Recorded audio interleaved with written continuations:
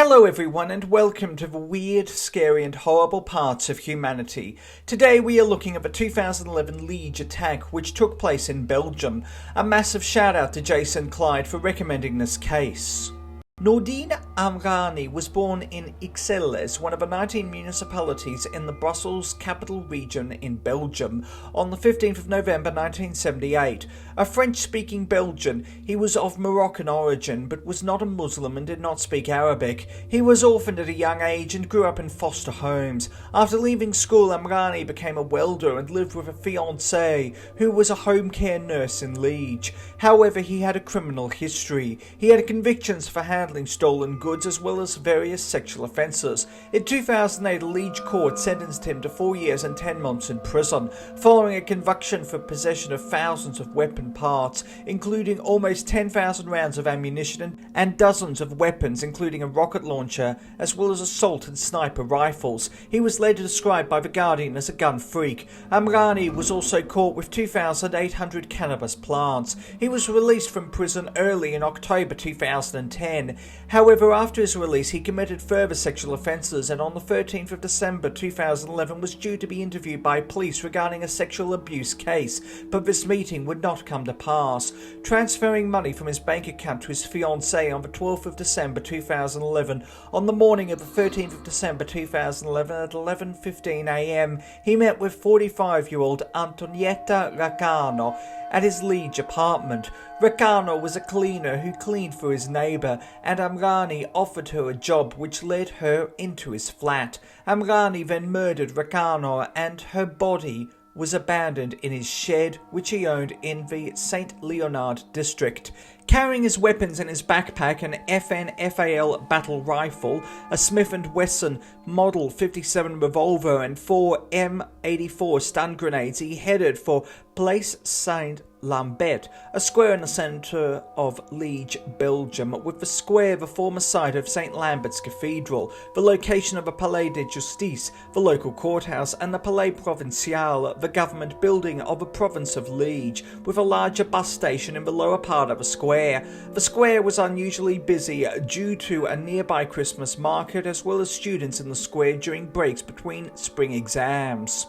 Amrani threw stun grenades into the Palais de Justice and at the bus shelter and fired shots from his FN-FAL battle rifle from the rooftop of a bakery shop located across the square. Belgian police on the scene sealed off the square. Police initially believed that the killing was motivated by terrorism, but this turned out not to be the case.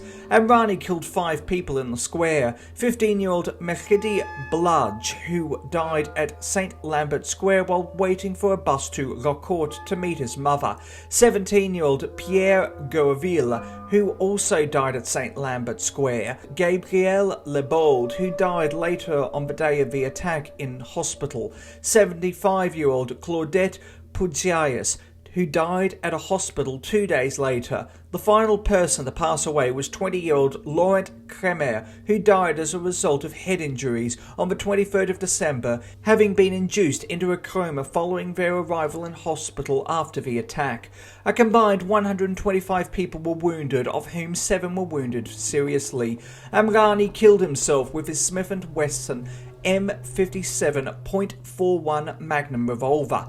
The square was closed off until the evening of the 13th of December 2011. It wasn't until the evening that the body of Raccano was found in Amrani's shed. The entirety of Belgium was distraught by the attack. Socialist politician Elio Di Rupo, who had only been in office as Prime Minister of Belgium for 7 days on the day of the attack, visited St-Lambert Square and later on the 13th of December 2011 described the attack as horrible, noting the whole country shares the pain of the families affected. We share the shock of the population. Mayor of Liège, Willy Dernier, condemned the attack and said that the attack had sown sorrow in the heart of the city. The King of Belgium, Albert II, and Queen Paula visited Liège on the 13th of December. The Duke of Brabant Prince Philippe honoured the victims in a public ceremony. Moreover, the Chamber of Representatives of Belgium ordered a minute of silence in honour of the victims of the massacre. Condolences were sent by the governments of Australia and Singapore, as well as then fellow European Union members Estonia, Lithuania, Luxembourg and the United Kingdom. Additionally, the President of the European Commission, José Manuel Barroso, noted that he was shocked and deeply saddened, while President of the European Union, Jerzy Buzek, said that he was deeply appalled by the attack. Grand Duke Henri of Luxembourg and his wife informed the Belgian royal family that the people of Luxembourg expressed feelings of deep sympathy and were very moved with compassion.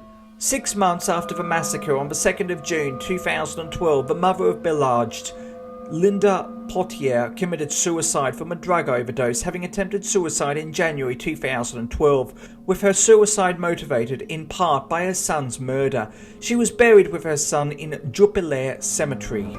French singer Damien Saez released the song Ami de Liège in memory of the victims of a massacre on his album Messina, which was released on the 17th of September 2012. Thank you for watching. Please do yourself a favour and hit that subscribe button and the bell icon to inform yourself of when new videos come out. Also, why not hit that like button and leave a nice comment? It helps more than you know and your support is truly appreciated. Until next time, stay awesome, stay classy, be kind to everyone you meet, have an amazing day, and remember that truth is always more interesting than fiction.